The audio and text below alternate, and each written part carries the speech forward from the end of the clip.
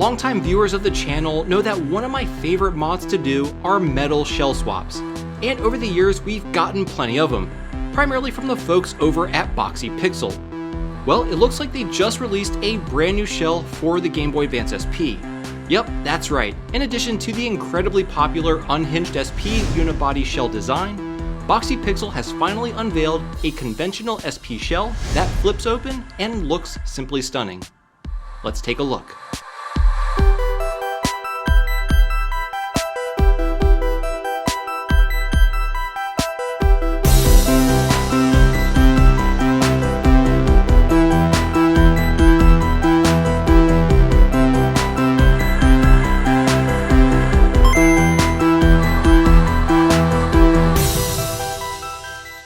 Hey everyone, how's it going? My name is Tito and welcome to another episode of Retro Renew.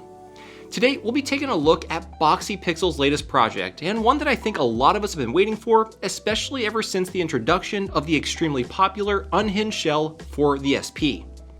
This is the Hinged SP shell, and well, unlike the unhinged variation, this one retains the SP's most unique feature, its ability to flip open and close. And in typical Boxy Pixel fashion, the machined aluminum and anodized finish on the shell is top-notch. This thing is beautiful. I've collected all the Boxy Pixel metal shells over the years, and they've always been consistently good quality, and this new introduction to the lineup is no exception. I've been covering Boxy Pixel products for years, and they're amongst my favorite mods to do for these retro handhelds. For longtime viewers of the channel, you know that I'm a bit obsessed with metal shells. The attention to detail on these kits are incredible, giving the handheld a super premium feel. The Hinge shell truly embodies that mantra with its angular design and additional heft. And on top of that, it's actually pretty easy to install, but we'll get into that really soon. Alright, so in this video, I'll go over all the parts that the kind folks over at Boxy Pixel sent over to the channel for this video. Then I'll show you how to install it step by step, go over all of its unique features, review the pros and cons, and of course provide you with my overall thoughts. So this here is the base kit. There's actually quite a few pieces included, which is primarily due to the complexities of the hinged design. Regardless, the quality and craftsmanship that went into each of these individual parts is really remarkable, and even though I was sent a prototype, everything looks super polished. So the base kit comes with the top shell, bottom shell, lower LCD housing, the upper LCD housing, the LCD panel cover, the battery cover, a hinge cover, a variety of screws, and these two hexagon-shaped plastic inserts which serve a unique purpose that I'll get into during the installation portion of the video. Now, this plastic piece here is the LED light pipe for the power and charging LEDs, but it appears that this will be sold separately as an option. Additionally, you can purchase this IPS screen from Boxy Pixel, but you should also be able to use any aftermarket screen or even the original SP screen if you'd like. I was also sent these gorgeous machined aluminum buttons, which again are optional. The hinged SP shell should also work with regular plastic buttons. Alright, so that's everything I was sent from Boxy Pixel to build their brand new metal hinged SP. So without any further ado, let me show you how to put it all together. Alright, so as you can see, I have my SP motherboard already extracted from my donor system. But in addition to the motherboard, you'll also need the hinges with their covers, the LNR triggers, the button membranes, power switch cover, speaker, and the battery. You'll need all these parts from your donor system, or you can source some aftermarket equivalents. Anyway, to start this mod off, let's begin by grabbing the front LCD bezel. On either side, you'll notice these hexagon openings, and on one of its sides, it's a bit more rounded than the others. So with that in mind, grab the included plastic inserts and match that rounded side to the bezel and press fit it in. These plastic inserts prevent metal-on-metal contact when opening and closing the clamshell. It's a pretty genius design. Additionally, I've been told that Boxy Pixel will redesign the inserts so that they can be installed in any orientation. Anyway, here you can see that the plastic sticks out just enough to prevent that metal-on-metal contact. Anyway, now go ahead and install the other insert on the opposite side. Great, now let's prep the IPS screen. As you can see, it comes pre-installed with a couple touch sensors. In order for it to work well, we'll actually need to relocate the left sensor a bit higher up. This is a pretty tricky thing to do since the sensor is pretty fragile, so definitely remove it carefully. I'm hoping that this will come pre-installed with the sensor a bit higher for the production version. And here's what it looks like when relocated. It's a bit janky, but it does work. Anyway, now you can drop the LCD into the front bezel.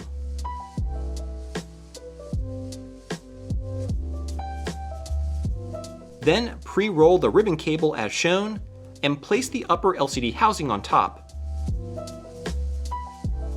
Once on, grab the LCD rear cover and stack it on as well. Now go ahead and fasten it all together using the included hex screws.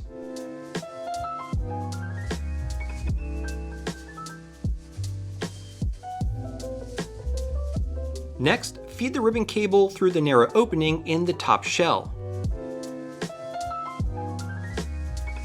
And then place the LCD housing on top as shown. Now we can install the hinge cover, which is held in place by a single short Phillips screw underneath.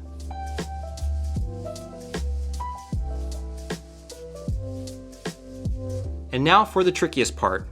With the SP in the closed position, insert the hinge until it won't go in any further.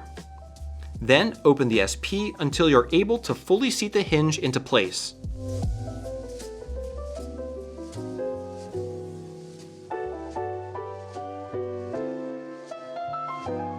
And then do the same on the opposite side.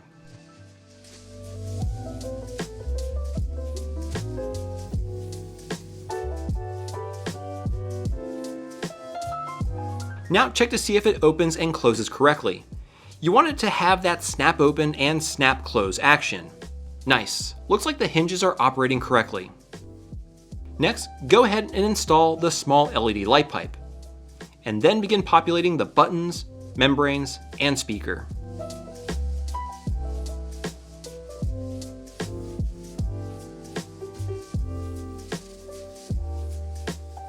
With everything in place, connect the LCD ribbon cable to the motherboard.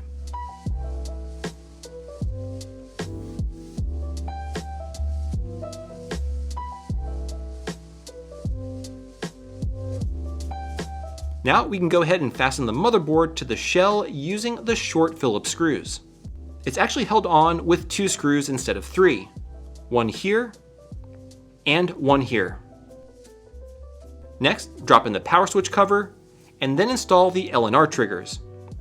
I initially installed these incorrectly at first, shown here, so what you'll want to do is actually install these on the rear shell with the springs.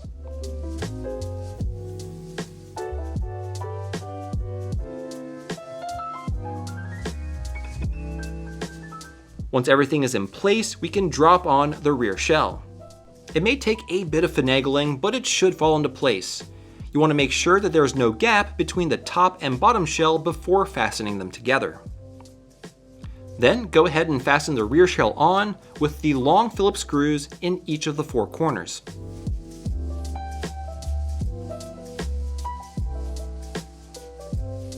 Drop in the battery, followed by the cover. And then fasten it shut with a short Phillips screw. Insert your game of choice, and turn the unit on to make sure it works. And there you have it, the hinged SP shell fully installed. I have to say that this new SP shell exceeded my expectations and was actually a bit easier to install than I had initially thought it would be. Even though the hinge design is more complex than its unhinged sibling, it went together actually pretty easily. And of course, the results speak for themselves. This thing is gorgeous. Even though this particular one here is a prototype, it still feels very much like a finished product. Anyway, with the SP all put together, let's go over some of the shell's features, starting off with its dimensions. And thankfully, when compared to an unmodified SP, the dimensions are essentially identical. The overall footprint and thickness are exactly the same as a regular unit. However, when it comes to the weight, there is a bit of a difference. The unmodified SP comes in at around 145 grams, while the Boxy Pixel one weighs in at a whopping 213 grams. That's roughly a 47% increase. Needless to say, this thing is pretty hefty. I don't think this is necessarily a bad thing. In my personal opinion, I love the additional weight as it makes the overall feel of the console a bit more premium. Now, if you purchase the IPS screen from Boxy Pixel, it comes with touch sensors built into the panel so that you can change the brightness without the need for soldering, as I demonstrated in the tutorial, basically making this entire build solderless. Of course, if you go this route, the brightness button essentially does nothing. I'll actually be going back later and soldering in the single wire required to make the button functional as a brightness controller. Now, I don't want to talk too much about the screen since that really isn't the focus of the video, but the single touch sensor does allow you to adjust the brightness by tapping it, and if you hold the touch sensor for a few seconds, it'll cycle through a few retro pixel and scanline modes. Anyway, since my shell is a prototype, it actually doesn't have openings for the optional USB-C port and headphone jack. Here on screen are some 3D renders of the final production shell that will have the integrated openings for those ports. I think it's great that this will be an option for those that want to add those features. Now, here on top of the LCD bezel, you'll notice this small indent. There's supposed to be a rubber insert that goes in there to prevent metal-on-metal contact when closing the clamshell, but unfortunately, mine didn't come with it. It's my understanding that the final production version will include this rubber bumper. And lastly, this top panel here was designed to be interchangeable. Boxy Pixel will make the 3D files for this cover available for those that want to 3D print their own. And I think they're also planning to have a wood panel variation available in the future, which could be a pretty cool option. Alright, so those are the primary features of the new SP shell. But now, let's quickly get into the pros and cons. Starting with the pros, I have to say first and foremost, I absolutely love the design of this thing. It's got great heft, and it just feels ultra premium. The anodized finish and the angular design of the aluminum shell is incredibly sleek. Additionally, the shell is very easy to install. It basically goes on just like a normal plastic shell, which is really great. And if you want to upgrade the screen in the process, the offering from Boxy Pixel's website is actually a solderless option since it has integrated touch sensors for brightness control. I imagine the shell is also compatible with other kits, but you may need to use a foam spacer to keep it secure since the Boxy Pixel LCD screen is a bit thicker than conventional kits. You of course have the option to use the brightness button as a means of controlling the screen's brightness, but you will have to solder in a single wire. And in typical Boxy Pixel fashion, this shell will be offered in an array of different colors as can be seen on their website. So given the very premium feel, the additional weight, all the small beautiful details, and the angular design, the new Hinge shell from Boxy Pixel is definitely a must-have for any SP fan. Alright, so those are the pros, but now let's get into the cons. The only cons that I could think of are mostly just nitpicks. The one major sticking point I think that most folks will have is the price. This kit by itself, which just includes the shell, is $135. Definitely pretty expensive. But you have to remember this is a premium product. Machining metal is definitely not an inexpensive process, and the amount of R&D that goes into the design is a pretty time-consuming and expensive undertaking. Now, if you want the metal buttons also, that's an additional $28. The IPS screen will cost an additional $58, and the USB-C and audio port, should you choose to install them, will cost a combined $6.